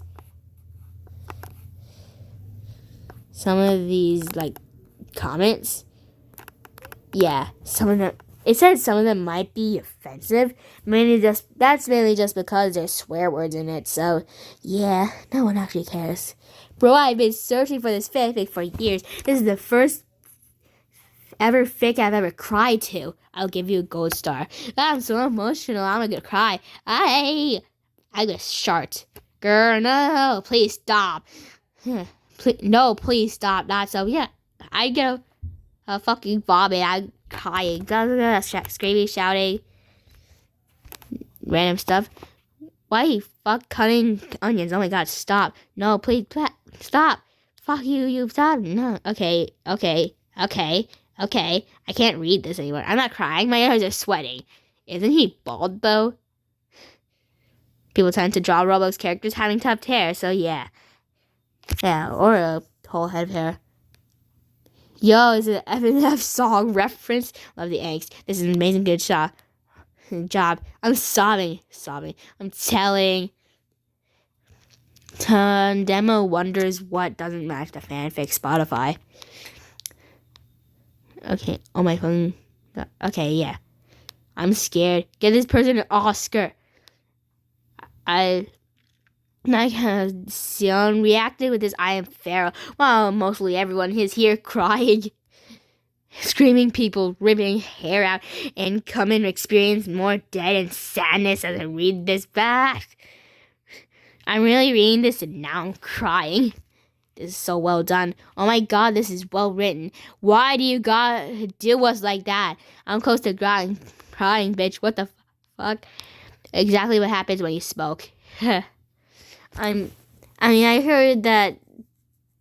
Okay, I'm looking something up because I don't know what they say. I do not know if I should believe that. Okay,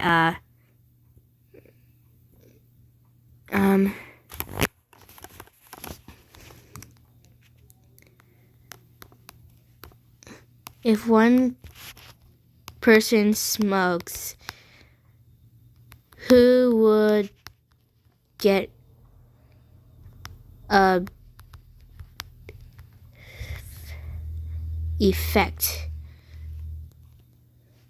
I'm putting that in. See if that.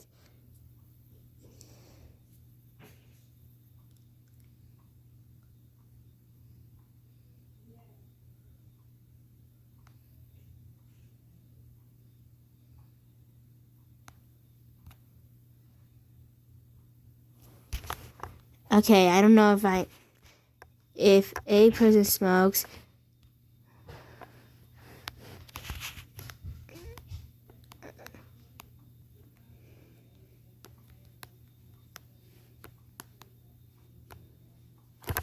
Okay, let's see if that actually is.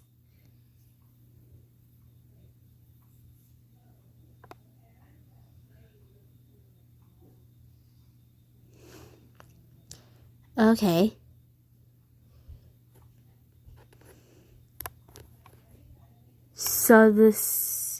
So for both, the effects are serious, but the smoker is exposed to a greater overall amount of toxins over time, I guess. Okay, cool. Dude, you're gonna get lung cancer, and then Dummy will start crying. He's already dead. Little bro's already dead. Okay, bro, after this I'm gonna disassociate so hard. I wanna know who I am. This is actually really good, but I feel that sadness last part hurt me. Ouch. Holy shit, that was so good. Me too, Cashier. Me too. Wait, what? I forgot about the Stockholm Syndrome tag. Bro, what? I'm gonna try you. What the? Placing your own flowers. I haven't cried in so long. I knew I shouldn't have read angst. How's it only this that made me cry? This is so cool. What the fuck? And actually relatable. Oh yeah, Cashier's side though.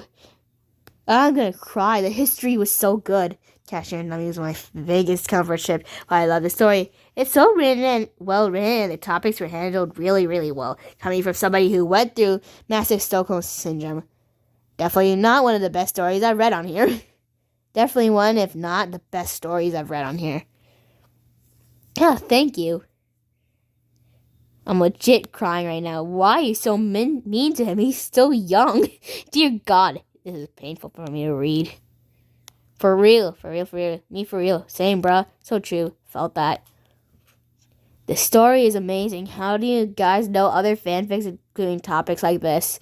Claire, hey guys, so Dummy, can I get a badge? Fades away cutely. Dummy, haha, no. Monica from DDLC vibes. Cashier. What was that?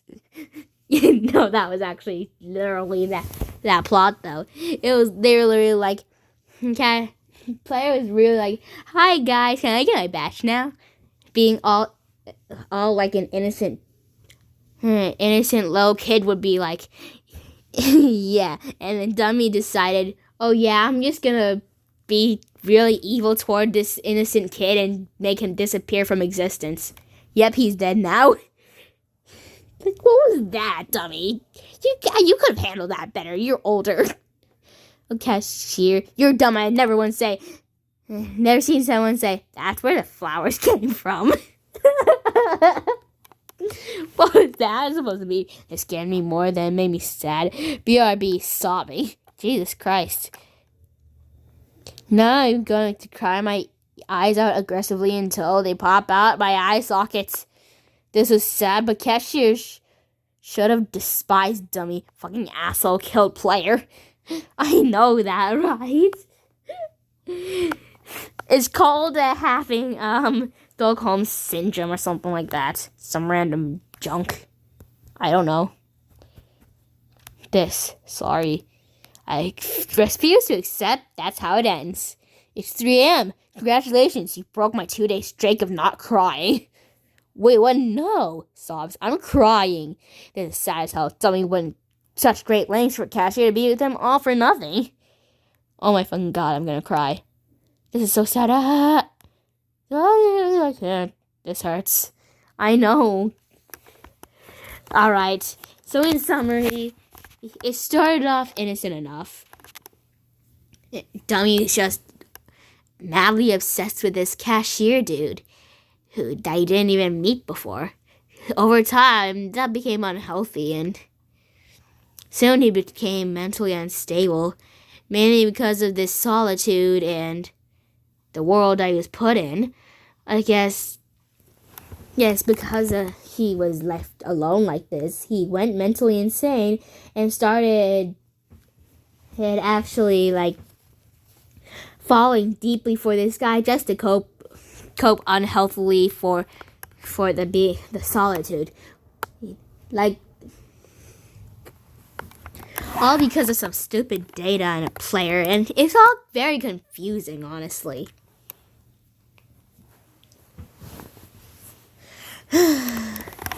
This story is actually sad. Like, when I look at angst, like if I go on TikTok right now and see Forsaken angst, it wouldn't be as deep as this.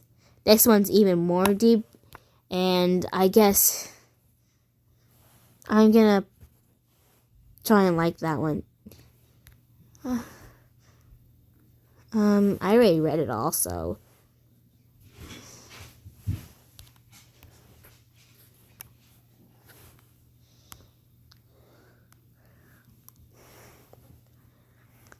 Very ironic, isn't it?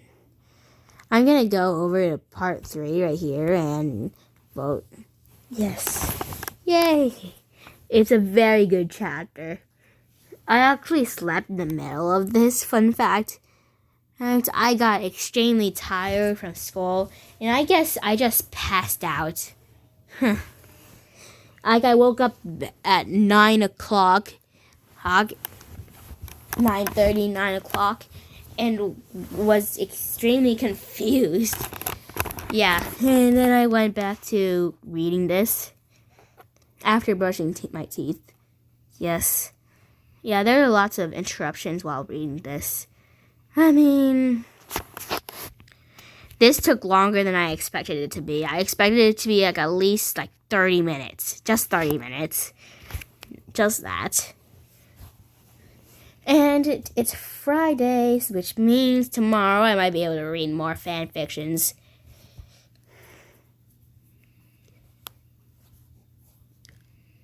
So far, I have done 3 books. This one, day 1, day 2, and day 3. Day 3 obviously was probably bad enough.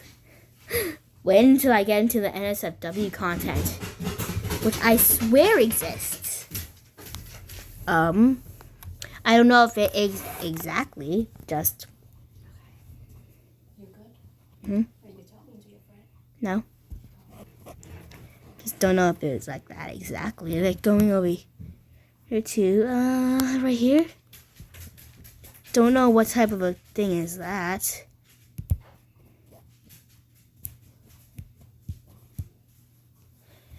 Okay.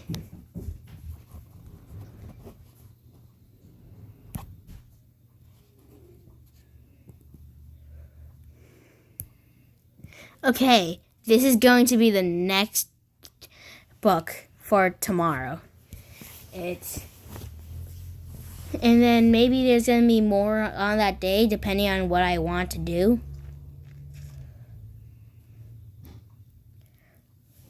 But I choose this one completely random. I kind of just want to see how it's like.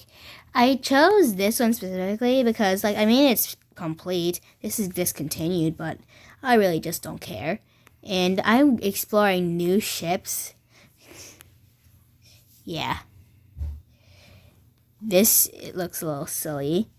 And I want to read something that more lighthearted and stuff. Maybe not make it 2 hours this time. I honestly expected it to be like less than that. At least 1 hour or less, probably. I'm clicking on read and then getting out character intro. Okay,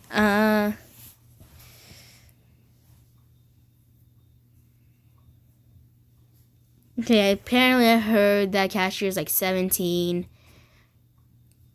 Apparently Dummy is supposed to be 19. I'm not very sure anymore. And it has never been confirmed how old Player was. So, yeah, I automatically made him 14. Yeah. I currently have a song stuck in my head. It's, like, crazy. Like, if I hop on here right now, you consider this as, like, angst or something. I guess. Credits to this person, by the way. Yeah, credits to them. And credits to everybody who actually made that. And so,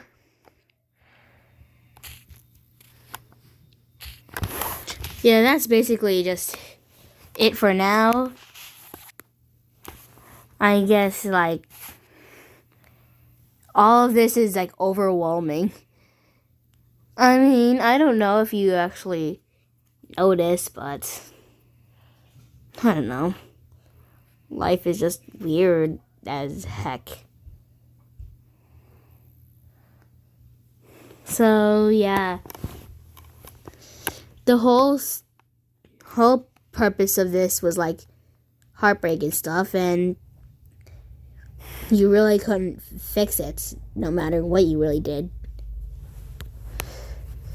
So as far as I know, whatever Dummy did, he would never get what he wanted for long. And he never was really healthy either. It was more like a unhealthy relationship. It literally reminds me of this one song. I think I have it here. Try.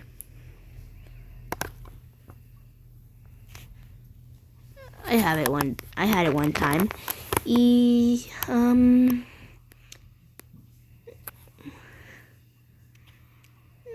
This an unhealthy obsession. Yeah, listen to that on your own, at your own risk. You see how spectacularly similar it is.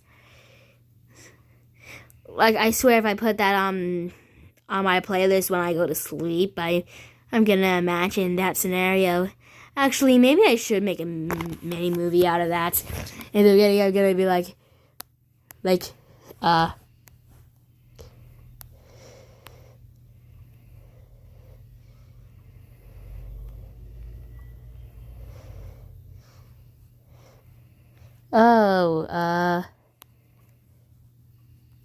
shout out to this person in the beginning.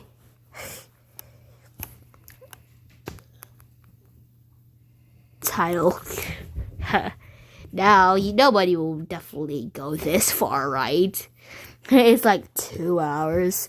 No one's actually going to watch it to this far. So if you made it this far, then consider yourself a good person. I'm not saying that people who don't watch it aren't great people. It's just know you're a good person in general. Like, I don't care what they all say. But anyways, with that being said, please don't end up like Dummy and having things get costed like just for you, for your own greedy and selfish needs. And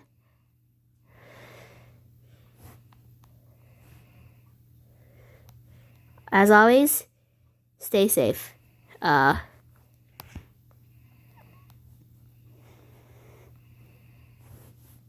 Alright, stay safe out there, and please don't be an unhealthy obsession. And keep in mind, Chapter 3, middle of the story, do not mimic him. Keep that in mind. Thank you very much. Have a nice day.